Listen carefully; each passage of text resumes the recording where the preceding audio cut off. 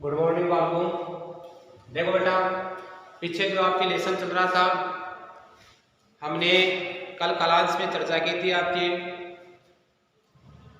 लोकतांत्रिक राजनीति में छठे लेसन में कि कितने राजनीतिक दल होने चाहिए।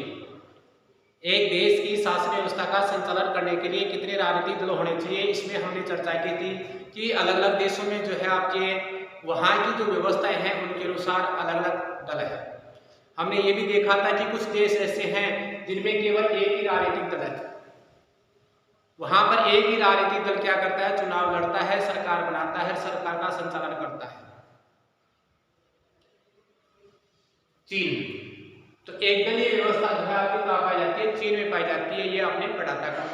इसके बाद में आपने ये भी देखा था कि कुछ देश ऐसे हैं जहां पर दो दल है। हालांकि और भी दल वहां पर है, लेकिन सत्ता में जो है मुख्य रूप से दो ही दल भागीदार होते हैं। दो ही दल जो है आपके प्रतिस्पर्धा में होते हैं, होड़ में होते हैं, चुनाव की होड़ में। और इस प्रकार वहां पर जो है आपके कभी किसी दल को सत्ता प्राप्त होती है तो कभी दूसरे दल को सत्ता प्राप्त होती है। इस प्रकार दो ही दल सत्ता में रहते हैं। ऐसे देशों के उदाहरण आपने ब्रिटेन और अमेरिका देखा था, आपने ब्रिटेन और अमेरिका। फिर हमने ये भी देखा है कि जो है आपके कुछ देश ऐसे भी है जहां पर बहुदलीय व्यवस्था है, यानी एक से अधिक दल, अनेक दल जो है वहां पर प्रतिस्पर्धा में होते हैं, होड़ में होते हैं। और ऐसी जो व्यवस्था होती है जिसमें एक से अधिक दल होते हैं, वहां पर जब किसी एक दल को स्पष्ट बहुमत नहीं मिल पाता है, सरकार नहीं बन पाती है, तो अनेक दल जो है सत्ता प्राप्त करने के लिए हाथ मिला लेते हैं, यानी एक हो जाते हैं। और ऐसी व्यवस्था को हम क्या कहते हैं, दलों द्वारा इस प्रकार गठजोड़ करके सत्ता बनाई जाती है, सरकार बनाई जाती है, तो इसे हम गठबंधन कहते हैं। और गठबंधन द्वारा चलाई जाने वाली सरकार को गठबंधन सरकार कहा जाता है। हमने ये भी बताया था आपको कि 2004 की जो संसदीय चुनाव थे, उस संसदीय चुनावों के समय आपके भारत में 3 प्रकार के गठबंधन थे। 3 प्रकार के गठबंधन कौन से? आपके राष्ट्रीय जनतांत्रिक गठबंधन एनडीए, भारतीय जनता पार्टी के नेतृत्व में। दूसरा जो आपके संयुक्त प्रगतिशील गठबंधन, जिसको यूपीए भी कहते हैं, जो कांग्रेस के नेतृत्व में, जिसमें बड़ा दल है कांग्रेस है, तो कांग्रेस के नेतृत्व में बना हुआ है। और एक वाम मोर्चा बना हुआ है। इन तीनों दलों के अलावा भी कुछ ऐसे दल है, तीनों गठबंधनों के अलावा भी कुछ ऐसे दल है जो स्वतंत्र रह करके क्या करते हैं, अपना जो संसद है उसमें अपना जो नेतृत्व है वो करते हैं। यानी कि कुछ दल ऐसे हैं जो इन तीनों ही गठबंधनों में सम्मिलित नहीं है। तो ये देखा था आपने। अब बात यहां पर आती है कि कौन सी जो आपके लोकतांत्रिक प्रणाली है वो बेहतर है, कौन सी लोकतांत्रिक प्रणाली बेहतर है। एक दलीय व्यवस्था वाली है, द्विदलीय व्यवस्था वाली है, या फिर बहुदलीय व्यवस्था वाली है। इन तीनों में से कौन सी लोकतांत्रिक प्रणाली को, कौन सी दलीय प्रणाली को हम बेहतर मानेंगे, अच्छा मानेंगे? तो अक्सर पूछे जाने वाले जो सवाल होते हैं उन सवालों में ये सवाल है, और ये ज्यादा महत्वपूर्ण सवाल नहीं है, बहुत अच्छा सवाल नहीं है। क्यों नहीं है? क्योंकि किसी भी मुल्क के हाथ में नहीं है दलीय व्यवस्था, किसी मुल्क के हाथ में नहीं है कि कोई मुल्क स्वयं निर्धारित करता है कि वहां पर कितने दल होंगे। ये जो व्यवस्था स्थापित होती है किसी भी मुल्क में, एक दलीय या द्विदलीय या फिर बहुदलीय, ये व्यवस्था जो है आपके अनेक कारकों पर निर्भर करती है, और उन कारकों के द्वारा ही ये व्यवस्था स्थापित होती है। कौन कौन से कारक हैं? आपके समाज की प्रकृति कैसी है वहां पर। अब आप चीन में देखें तो चीन के समाज की प्रकृति एक दलीय व्यवस्था के अनुकूल है। भारत में ऐसा नहीं है, इसलिए भारत में एक दलीय व्यवस्था नहीं चल सकती। राजनीतिक विभाजन जो है आपके कितने स्तर पर पाया जाता है, कितनी बड़ी मात्रा में पाया जाता है, ये चीज भी होती है। तो जिन देशों में राजनीतिक विभाजन अधिक होता है वहां पर राजनीतिज्ञों की संख्या बढ़ती है। फिर राजनीति का इतिहास भी क्या करता है, आपके दलीय प्रणाली को प्रभावित करता है। दलीय जो दलों की संख्या है उसको निर्धारित करने में राजनीतिक इतिहास है वो भी जो है किसी देश का महत्वपूर्ण भूमिका निभाता है। फिर आपके अलग चुनाव प्रणाली किस तरीके की है, ये चुनाव प्रणाली भी क्या करती है, दलीय व्यवस्था का निर्धारण करती है। तो ये चीज कि किसी देश में कितने दल होंगे, ये दल का निर्धारण करना मुल्क के हाथ में, देश के हाथ में नहीं है, बल्कि इनका निर्धारण जो है आपके अनेक कारकों पर निर्भर होता है। अनेक कारक इसमें महत्वपूर्ण भूमिका निभाते हैं और इन्हीं कारकों के आधार पर जो है आपकी किसी देश की जो दलीय व्यवस्था है उसका निर्धारण होता है। हर देश अपनी जो विशेषताएं हैं, परिस्थितियां हैं, उनके अनुरूप ही क्या करता है, अपनी दलीय व्यवस्था का विकास करता है, दलीय व्यवस्था के स्वरूप को विकसित करता है। अगर भारत में बहुदलीय व्यवस्था की बात करें कि भारत में बहुदलीय व्यवस्था क्यों है, तो देखो आपके इसका जो मोटा कारण है बहुदलीय व्यवस्था होने का वो ये है कि अगर भारत में 2-3 पार्टियां ही हो तो इतने बड़े मुल्क की जो सामाजिक जो संरचना है, भौगोलिक विविधता है, सामाजिक विविधता है, इनको नहीं समेट पाएंगे। 1 या 2 पार्टियां ही, भारत एक विशाल देश है, इसमें विविधताएं हैं, सामाजिक विविधताएं हैं, भौगोलिक विविधताएं भी हैं, तो 1 या 2 पार्टियां इन विविधताओं को नहीं समेट सकती।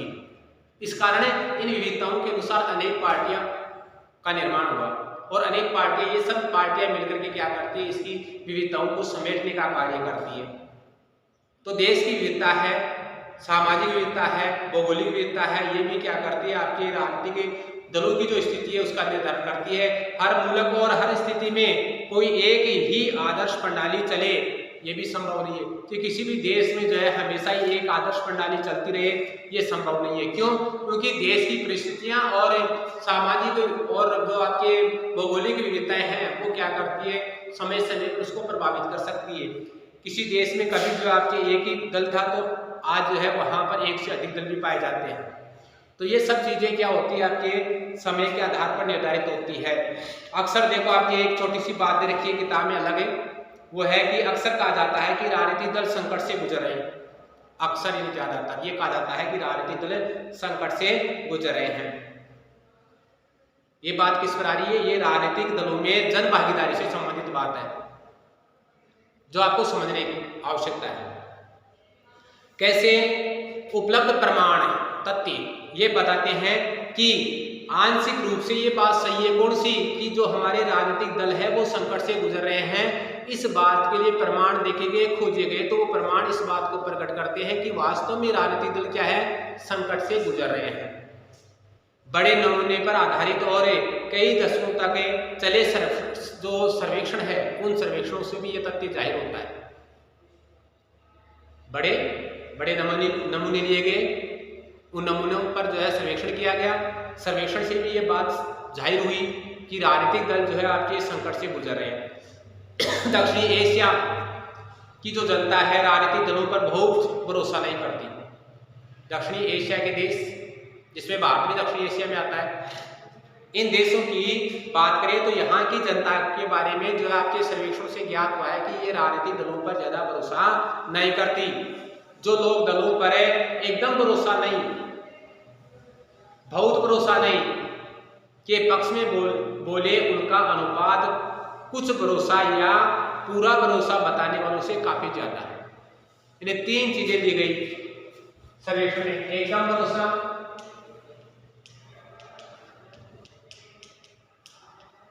पहली बात एकदम भरोसा, पहला प्रश्न पूछा गया। दूसरा प्रश्न बहुत भरोसा नहीं।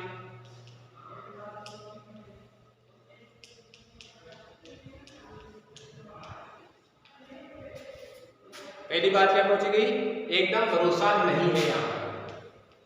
दूसरा बहुत भरोसा नहीं है। तीसरी बात आपके कुछ भरोसा।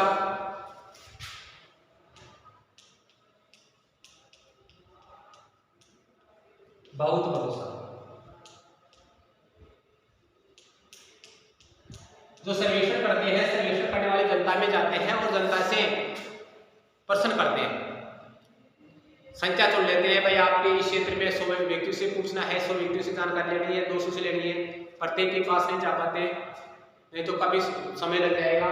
तो वो उनसे पूछते हैं कि आपको राजनीतिक दलों पर कितना भरोसा है। आपको 4 विकल्पों में से एक विकल्प बताना है।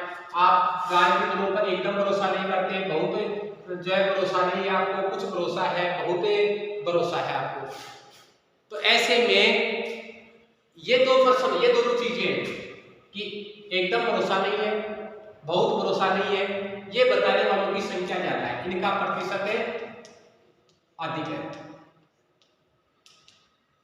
कहाँ पर? दक्षिणी एशिया में। इसका मतलब ये हो गया है कि कुछ भरोसा या बहुत भरोसा करने वालों का प्रतिशत बहुत कम है। तो ये तथ्य क्या बताता है? इनका प्रतिशत ज्यादा है। इसका मतलब ये हुआ है कि दक्षिणी एशिया के देशों में जनता या लोग जो है राजनीतिक दलों पर भरोसा नहीं करते। जब राजनीतिक दलों पर भरोसा नहीं होता है तो राजनीतिक दल एक तरह से संकट से गुजरे हुए माने जाते हैं। यही बात जो है आपके ज्यादातर लोकतंत्रों पर लागू होती है। कौन सी? देश दक्षिणी एशिया के लोकतांत्रिक देशों पर किए गए सर्वे वाली बात दुनिया के अन्य जो है लोकतांत्रिक देशों पर लागू होती है। पूरी दुनिया में राजनीतिक दल ही एक ऐसी संस्था है जिस पर लोग सबसे कम भरोसा करते हैं। जितनी भी संस्थाएं हैं, राजनीतिक संस्थाएं हो, सामाजिक संस्थाएं हो, उन संस्थाओं में एक राजनीतिक दल ही एक ऐसी संस्था है या ऐसा संगठन है जिस पर लोग बहुत ही कम भरोसा करते हैं। बहरहाल आपके राजनीतिक दलों के कामकाज में लोगों की भागीदारी का स्तर काफी है। अगर हमें कि राजनीतिक दलों में लोग भागीदार कितने होते हैं इस बात को देखें तो भागीदारी काफी ऊंचे स्तर तक है, बड़ी मात्रा में है, बड़ी संख्या में भागीदार है। हर व्यक्ति यानी कि आप भारत की बात करें तो भारत में लगभग 70 या इससे ज्यादा प्रतिशत लोग जो है आपके राजनीतिक दलों से जुड़े हुए मिल जाएंगे। कौन से? वयस्क मतदाता। 70% बस वयस्क मतदाताओं में से लोग आपके 100 में से 70% वयस्क मतदाता राजनीतिक दलों से जुड़े हुए मिल जाएंगे। वो किसी न किसी दल को पसंद करते हैं लेकिन भरोसा नहीं है उनको, राजनीतिक दलों पर भरोसा नहीं है। तो ये सब बता रहा हूं। तो देखो आपके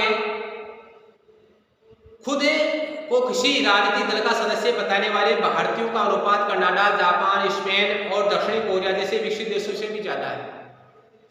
भारत की बात कर रहा था मैं अभी, और भारत में हर ज्यादातर व्यक्ति जो है अपने को किसी न किसी दल से जुड़े हुए हैं। कोई भारतीय जनता पार्टी से जुड़ा हुआ है, कोई कांग्रेस से जुड़ा हुआ है, कोई तृणमूल कांग्रेस से जुड़ा हुआ है, कोई जो है अन्य किसी दल से जुड़ा हुआ है। तो ऐसे जो है भारतीय लोग किसी न किसी दल से जुड़े हुए हैं। और ऐसी सदस्य संख्या कि हम किसी न किसी दल से जुड़े हुए हैं, इसका ये जो प्रतिशत निकाला जाए तो प्रतिशत आपके कनाडा, जापान, स्पेन, दक्षिणी कोरिया जैसे जो विकसित देश है उन विकसित देशों में लोगों का राजनीतिक दलों से जुड़ा हुआ जो प्रतिशत है उससे काफी ज्यादा भारत के लोगों का राजनीतिक दलों से जुड़ा हुआ प्रतिशत है। इसका मतलब भारत के लोग ज्यादा संख्या में राजनीतिक दलों से जुड़े हुए हैं। पिछले 3 दशक के दौरान देखें, 3 दशक मतलब 30 वर्ष का समय, तो 30 वर्ष के समय में भारतीय जो राजनीतिक दल है इन दलों की सदस्यता का अनुपात धीरे धीरे क्या होता जा रहा है? बढ़ता गया है। पिछले 3 दशकों में राजनीतिक दलों की जो सदस्यता है उसका अनुपात क्या हुआ है? बढ़ा है। राजनीतिक दलों में लोग सदस्य ज्यादा बने। खुद को किसी राजनीतिक दल का करीबी बताने वालों का अनुपात इस अवधि में जो है बढ़ता गया है। जैसे मान लो मैं पहले नहीं बताता था लेकिन अब मैं ये बता रहा हूँ कि अमुक दल से जुड़ा हुआ, किसी कांग्रेस का लेता हूँ नाम या जो है आपकी भारतीय जनता पार्टी का लेता हूँ, तो इस प्रकार किसी न किसी दल से जुड़ा हुआ अपने आप को बताता हूँ, हाँ ना। तो देखो आपके अपने को किसी पार्टी से जोड़ करके देखने वालों की संख्या बढ़ी है। 2000 जो है आपके 4 में 53% लोग अपने को किसी न किसी पार्टी से जुड़े हुए मानते थे, अपने को किसी न किसी पार्टी से जुड़े हुए मानते थे। इसके बाद में ये संख्या बढ़ती ही गई है, तो आप देख सकते हो।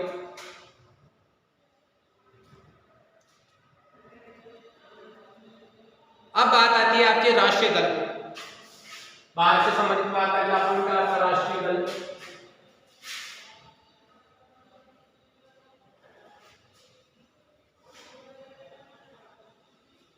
प्रकरण क्या है आपका?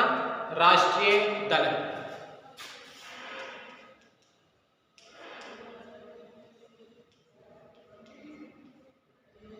राष्ट्रीय दलों में देखो आपके भारत में देखें तो 2 तरह के दल होते हैं। विश्व में देखें तो विश्व की संघीय व्यवस्था वाले लोकतंत्रों में भी 2 तरह के राजनीतिक दल होते हैं। 2 तरह कौन से? एक तो संघीय इकाई में से सिर्फ किसी एक इकाई में, पहला तो संघीय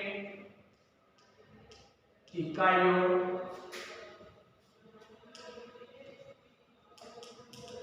में से किसी एक इकाई से संबंधित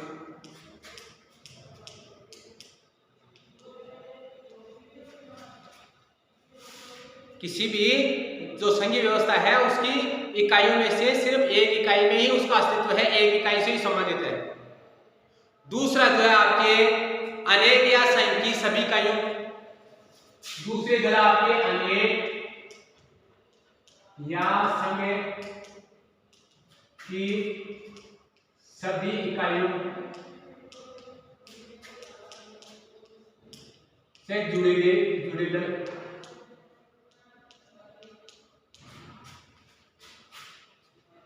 संघ की अनेक या संघ की सभी इकाइयों से जुड़े हुए जो दल है, इकाइयों में यहां पर छोड़ रहे हैं, जुड़े हुए जो दल है वो दल जो है आपकी, तो दो प्रकार के दल होते हैं किसी भी आपके लोकतांत्रिक व्यवस्था में, दो प्रकार के दल होते हैं, हाँ ना। कौन से? एक तो संघ की इकाइयों से सिर्फ एक इकाई या एक से अधिक इकाइयों से जुड़े हुए हैं, ज्यादातर आपके एक इकाई वाले हैं तो यहाँ पर एक इकाई से जुड़े हुए हैं, और दूसरा अनेक या संघ की सभी इकाइयों से। इकाई का मतलब यहाँ पर प्रांत भी कह सकते हैं, राज्य भी कह सकते हैं, भारतीय राज्य कहते हैं इकाई का मतलब। भारतीय संघीय देश है और इस संघीय व्यवस्था में 28 राज्य है भारत। तो किसी एक राज्य से जुड़ा हुआ कोई दल है वो एक राज्य में ही सम्मिलित है, तो एक तो दल हो गया। जैसे अकाली दल है पंजाब से संबंधित है, अकाली दल केवल है पंजाब में। असम गण परिषद, असम गण परिषद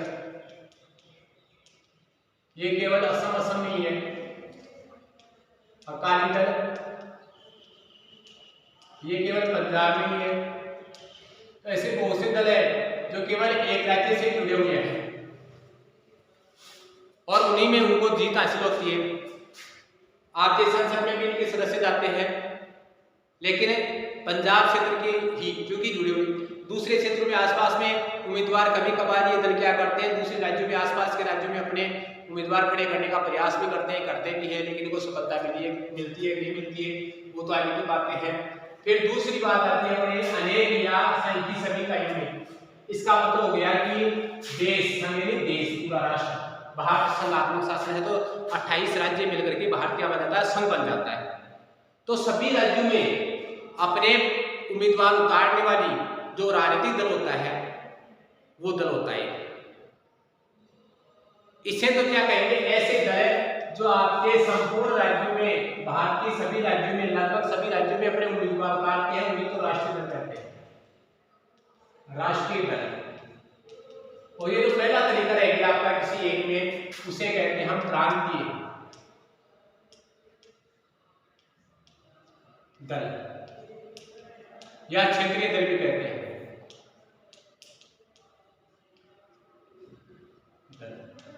क्षेत्रीय दल भी कहते हैं क्योंकि एक ही राज्य से, एक ही प्रांत से, एक क्षेत्र से संबंधित है।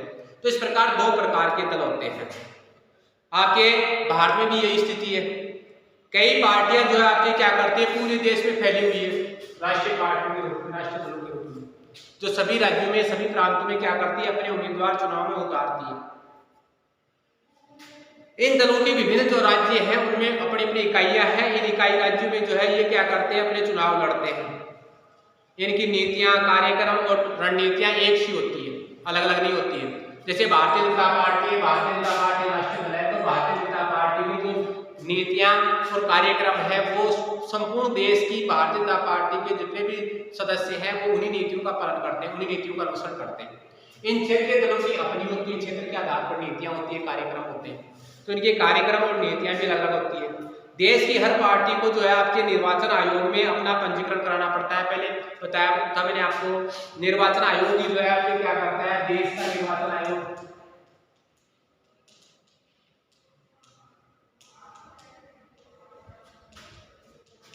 यही तो जो है आपके चुनाव करवाता है।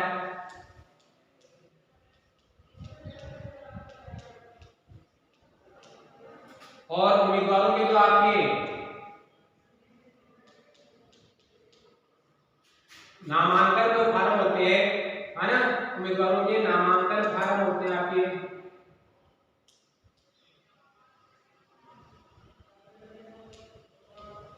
नामांकन फार्म जिसे कहते हैं उम्मीदवार खड़ा होने के लिए उनकी जांच करते हैं और दलों को मान्यता देता है।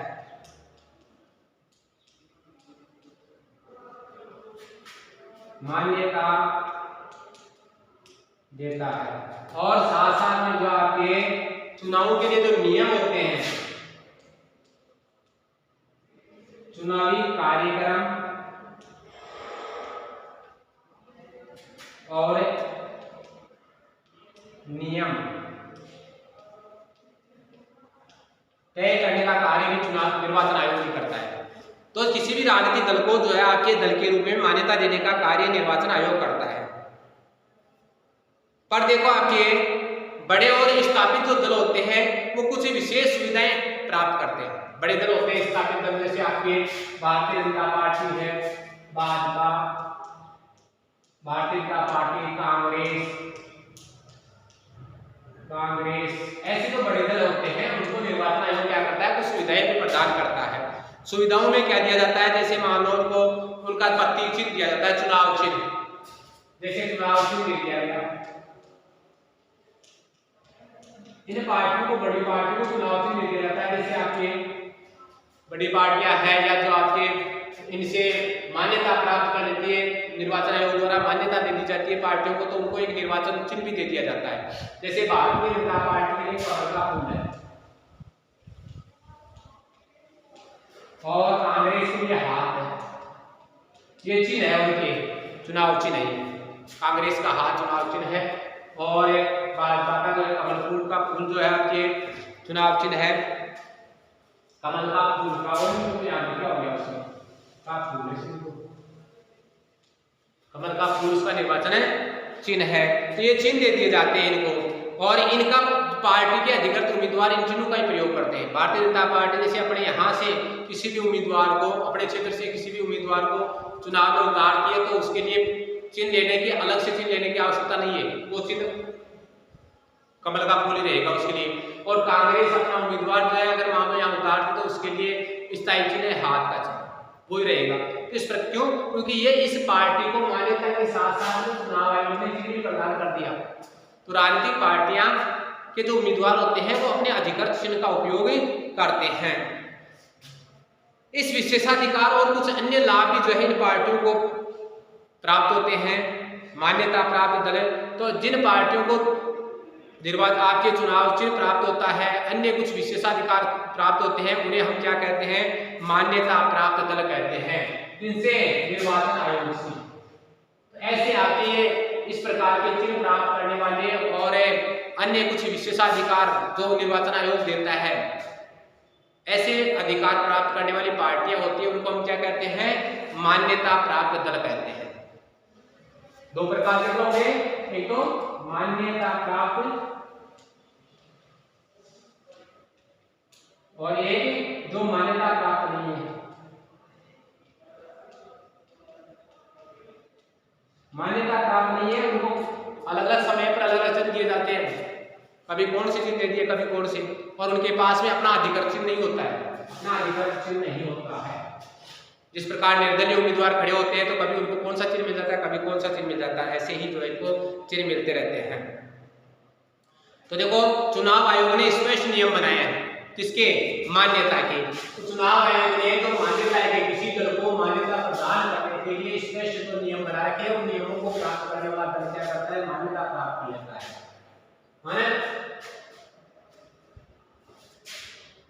दल की मान्यता के नियम चुनाव आयोग ने स्पष्ट रूप से बनाए हैं। क्षेत्रीय दल के रूप में देखो आपके क्षेत्रीय दल के रूप में मान्यता, अगर आप क्षेत्रीय दल के रूप में मान्यता लेना चाहते हैं, अपना कोई दल बनाना चाहते हैं, उसकी मान्यता लेना चाहते हैं, तो उसके लिए दो बातें क्या, क्षेत्रीय दल है तो क्षेत्र में विधानसभा होती है ना, विधानसभा होती है। तो पहली बात तो ये होती है कि विधानसभा के जो चुनाव होते हैं उन चुनाव में पड़े कुल मतों का, है ना, पहली बात तो इसके लिए क्या है, विधान सभा के चुनाव में पड़े कुल मतों का 6%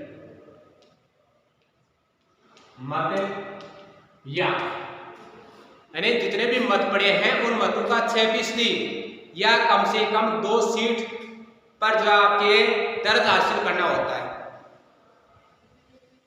यहां पर 6% मत या इससे अधिक हो सकते हैं, इससे अधिक। और दूसरी बात क्या हुई कि कुल विधान सभा की कम से कम कितनी सीटों पर है, कम से कम जो आपके 2 सीटों पर जीत दर्ज हो, कम से कम 2 सीटों पर जीत दर्ज। तो अगर आपने कोई दल बनाया है और उस दल में आपने क्या किया, आपके उम्मीदवार उस दल के रूप में आपने उम्मीदवार उतारे हैं। राजस्थान में मान लिया आपने अपना कोई दल बना लिया, किसान दल बना लिया आपने, राजस्थान किसान दल के नाम से दल बना लिया और अपने उम्मीदवार अलग अलग क्षेत्रों में उतार दिए विधानसभा के चुनाव में। अगर आपके उम्मीदवार मान लो कोई उम्मीदवार नहीं जीता, लेकिन जो कुल मत पड़े कुल मतों का 6% या उससे ज्यादा मत आपके दल के सदस्यों ने प्राप्त कर लिए, तो आपके दल को क्या हो जाएगा, चुनाव आयोग द्वारा मान्यता मिल जाएगी। या फिर अगर ये नहीं होता है तो या दूसरी विशेष मान्यता क्या है, दूसरी जो शर्त है वो क्या है कि विधानसभा की जो आपने उम्मीदवार उतारे हैं उनमें 2 उम्मीदवार आपके जीत गए, चाहे मतों की जो संख्या है प्रतिशत है वो 6% हो या नहीं हो, 2 उम्मीदवार आपके जीत गए, तो भी आपके दल को क्या होगा, एक दल के रूप में, क्षेत्रीय दल के रूप में मान्यता प्राप्त हो जाएगी। तो क्षेत्रीय दल के लिए तो ये है आपकी।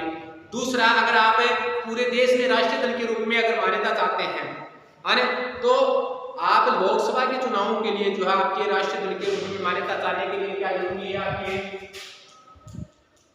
राष्ट्रीय स्तर। पहली बात यह है कि लोकसभा के चुनावों में कुल पड़े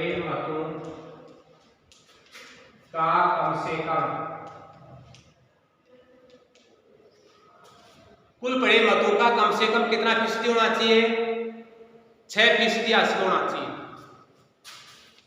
6% दोनों में जो आपके मतों की जो संख्या है वो समान है, फीसदी या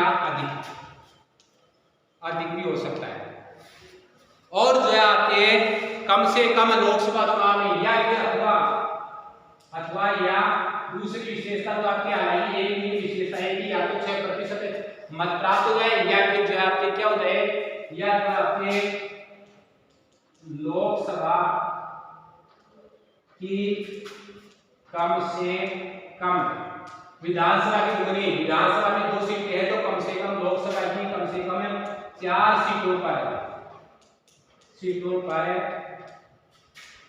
जीत दर्ज करें, तो भी आपके दल को क्या मिल जाएगी, दल के रूप में मान्यता मिल जाएगी, राष्ट्रीय दल के रूप में मान्यता मिल जाएगी। अगर आप 4 सीटों क्षेत्रीय दल के रूप में मान्यता प्राप्त करने के लिए विधानसभा के चुनाव में पड़े कुल मत पड़े जितने भी उनका 6% निकाले तो कम से कम 6% मत प्राप्त होने चाहिए या इससे ज्यादा प्राप्त हो सकता है। या फिर विधानसभा की जितने भी सीटें हैं उनमें से आपके 2 सीटों पर आपके दल की जीत हासिल होनी चाहिए। अगर ऐसा होता है तो निर्वाचन आयोग आपके दल को क्या कर देगा, मान्यता प्रदान कर देगा, आपका दल मान्यता प्राप्त होते ही मान्यता प्राप्त दल हो जाएगा। और राष्ट्रीय स्तर के दल के लिए क्या जरूरी है कि लोकसभा के चुनाव में कुल जो मत पड़ते हैं लोकसभा की सीटों के लिए उन मतों का कम से कम 6%, तो ये चीज एक ही है। अथवा दूसरा अलग अलग है, यहाँ पर 2 सीटें की आवश्यकता है विधानसभा में, यहाँ लोकसभा ही लिखना आपको और 2 की बजाय 4 सीटें कर देनी है कि 4 सीटों पर जीत दर्ज करे, उसे राष्ट्रीय दल के रूप में मान्यता मिल जाती है। इस वर्गीकरण के हिसाब से 2017 में देश में 7 जो दल थे वो राष्ट्रीय दलों के रूप में मान्यता प्राप्त थे। 2017 की बात करें तो 2017 में 2017 में भारत ने 7 दलों को राष्ट्रीय दल का दर्जा प्राप्त था।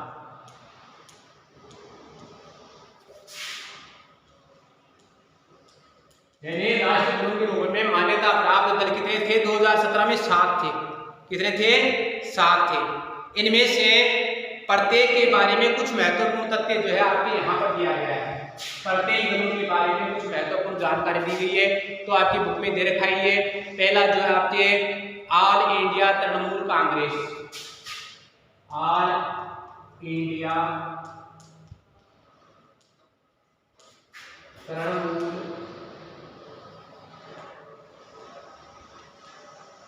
कांग्रेस, ऑल इंडिया तृणमूल कांग्रेस है।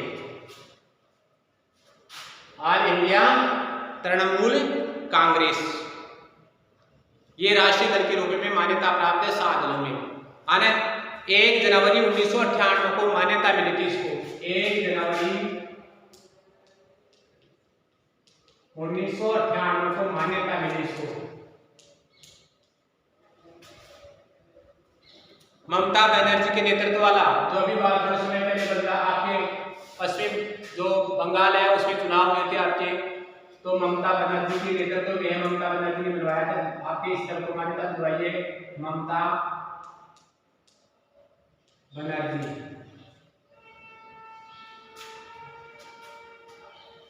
ने बुलाई है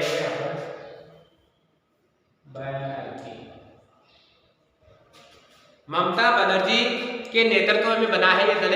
इसके नेतृत्व में ये नेता है सिंह के नेतृत्व में। तो आपके ऑल इंडिया तृणमूल कांग्रेस का नेता कौन है? ममता बनर्जी है, जो अभी हाल ही में जो है आपके पश्चिम बंगाल में चुनाव हुए थे और ममता बनर्जी ने जो है वहां पर जीत हासिल की है ना। भारतीय जनता पार्टी भी टक्कर में थी और भारतीय जनता पार्टी ने विश्वास किया था कि उनको जो है बड़ी जीत मिलेगी, लेकिन उनको जीत नहीं मिली। ममता बनर्जी को वहां पर जीत मिली। इसे 2016 में जो है राष्ट्रीय दल के रूप में मान्यता मिल गई है ना। 1 जनवरी 2098 को तो जो है इसको मान्यता मिली थी क्षेत्रीय दल के रूप में। 1 जनवरी 2098 को सॉरी यहाँ पर ये बना है। 1 जनवरी 2098 को दल बना था किसके नेतृत्व में? ममता बनर्जी के नेतृत्व में। और राष्ट्रीय दल के रूप में 2016 को मान्यता मिली। 2016 को राष्ट्रीय दल के रूप में मान्यता मिली। किसको? ऑल इंडिया तृणमूल कांग्रेस को 2016 में जो है आपके राष्ट्रीय दल के रूप में मान्यता प्राप्त हुई है। पुष्प और तृण इसके प्रतीक है। इसे पार्टी के प्रतीक क्या है? प्रतीक चिन्ह, चुनाव चिन्ह इसको कहते हैं, है ना। चुनाव चिन्ह पुष्प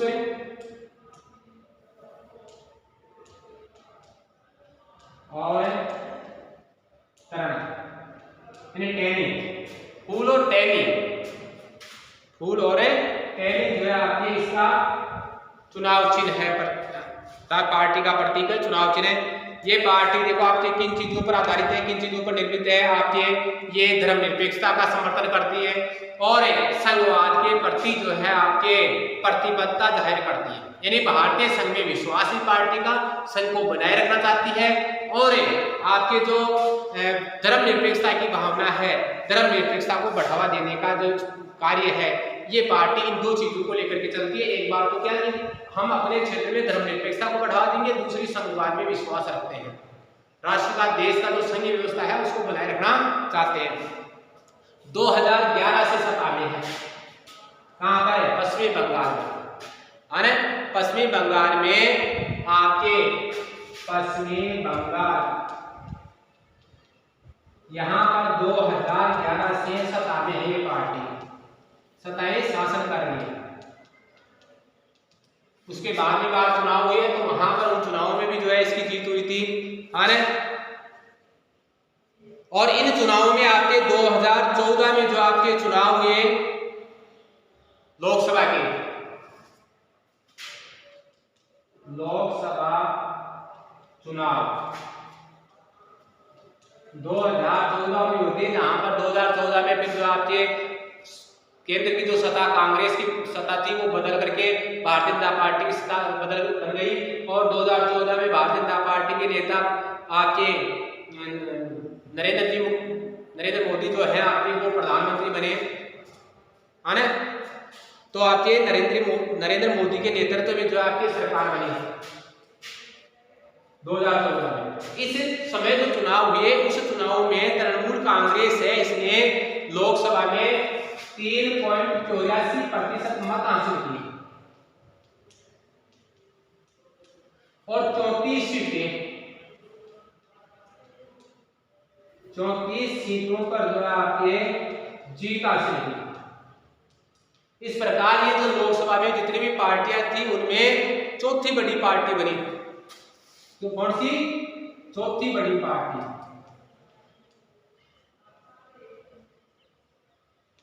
बड़ी पार्टी। तो लोकसभा की जो राष्ट्रीय दल है, राष्ट्रीय दलों में चौथी बड़ी पार्टी के रूप में जीत किसने हासिल की है? ऑल इंडिया तृणमूल कांग्रेस ने जीत हासिल की है। फिर इसके बाद में आता है आपके बहुजन समाजवादी पार्टी।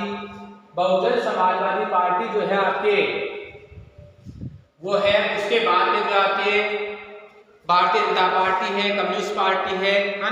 तो इन जो बाकी के जो दल रह गए, उनके बारे में हम अगले कालांश में देखेंगे। आज का कालांश आपका कंप्लीट होता है, ठीक है, ओके।